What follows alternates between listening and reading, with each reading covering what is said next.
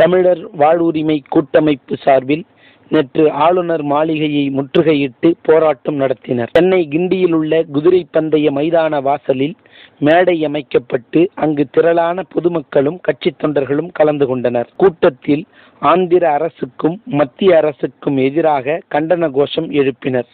இந்த கூட்டத்தை கொளத்தூர் மணி, கோவை ராமகிருஷ்ணன், பேரறிவாளன் அம்மா, SDBI, மனிதநேய மக்கள் கட்சி, ஜான் பாண்டியன், கொங்குநாடு ஈஸ்வரன், சமத்துவப்படை சிவகாமி IAS, இந்திய தேசிய லீக், CPI, CPM, IJK உள்பட பல அரசியல் கட்சிகளும் தமிழ் அமைப்புகளும் திரளாக கலந்து கொண்டனர்.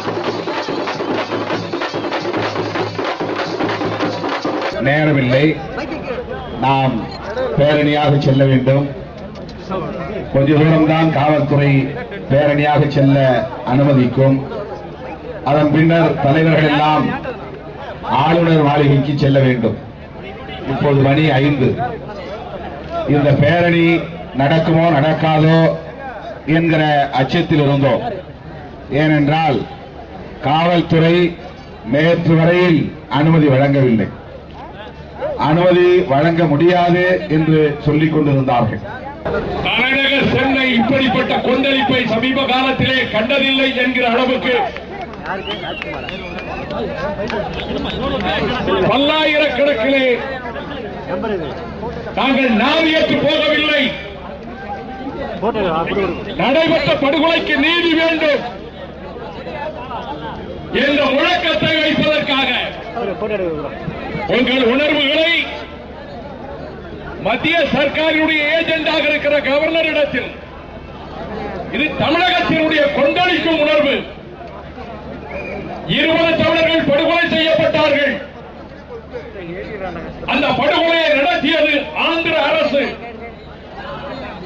மனிதாபிமானத்தை ஆழ குளிதோண்டி புதைத்து விட்ட சந்திரபாபு நாயுடு அரசு. இந்தியாவிலே நீதி உண்டா? இந்த ஒருமைப்பாட்டிலே தமிழர்களுக்கு இனி நீதி கிடைக்குமா? பாவம் செய்தார்கள். தமிழராக பிறந்தது பாவமா? ஏழை தொழிலாளியாக பிறந்தது பாவமா? அதைத்தான் இளங்கோ சொல்லுகிறார். நான் சென்றேன் பன்னீர்செல்வத்தோடு.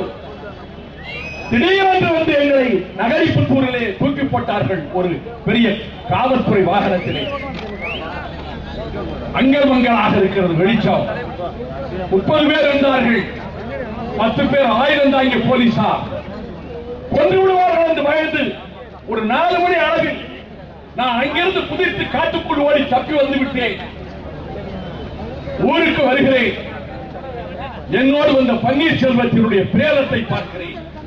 இந்த 3 சாட்சியங்களும் பதிவு செய்யப்பட்டு விட்டன. இன்னும் எத்தனையோ சாட்சிகள் இருக்கும். வரும், உண்மை வரும்.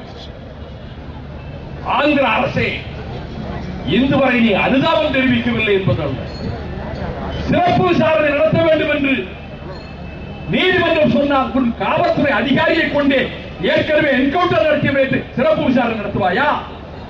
இங்கே கல்வரே காவலனாகிறான், இங்கே கொலைகாரனை நீதிபதியாக பார்க்கிறான். எங்களுக்கு நீதி கிடைக்காது. ஒரு சேர எழுவோம், ஒன்று சேர்ந்து போராடுவோம். இனி ஒரு தமிழருக்கு கூட அந்த நிலைமை நடக்க விடக்கூடாது. தண்டிக்கப்பட வேண்டும். கொதித்து எழுந்தது தமிழகம். அதனுடைய எரிமலை வீச்சை தாங்க முடியவில்லை என்ற அச்சம் மத்திய சர்க்காருக்கும் ஏற்பட வேண்டும். அதற்கு அடையாளமாகத்தான் தமிழர் நீதி பேரணி.